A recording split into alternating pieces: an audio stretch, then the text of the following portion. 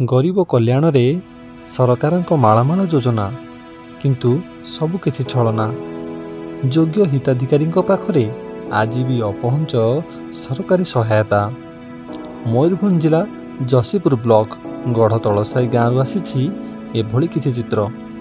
से गाँवर परेश बेहेरा परिवार कथा आज भी तांको पाखरे अपहुंच सरकारी सहायता। पक्षाघात रोगरे पीड़िता वृद्धा माँ सहित असहाय अवस्था कटुछि जीवन। एने आसंतु देखिबा कभर ओडिशार एही स्पेशल रिपोर्ट। परेश बेहेरा परिवार कहले परेश तांको स्त्री लक्ष्मी और पुओ बोहूंक सह रोगिणा बुढ़ी माँ। परेश दिन मजुरिया भावे काम करती। आर्थिक स्थिति सुदृढ़ नथिबारु अभाव अनटन भितरे गति करुछंती।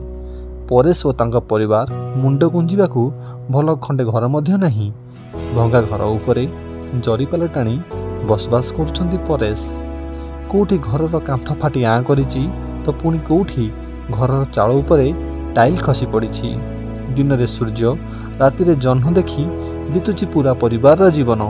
मासकू पंचायत मिलुथुबा कई केजी चाउल ही केवल सरकारी सहायता भावे बंचिबार साधन। सरकारी सहायता और आवास योजना रे घर खंडिए पाई बहुबार अभियोग करथिले मध्य आज जाए पहुंची पारला नहीं सरकारी सहायता। शेष रे भाग्य को आदरी दिन काटुछंती भंगा घरे। नाना प्रकारर असुविधार सम्मुखीन हेउथिले मध्य तांको अभियोग सुनिबाकू केही नाहांती। आवास योजना रे घर खंडिए पाई पंचायत कार्यालय ठारू ब्लॉक कार्यालय पर्यंत दौड़ी दौड़ी निराश होई पड़िछंती उभय दंपति।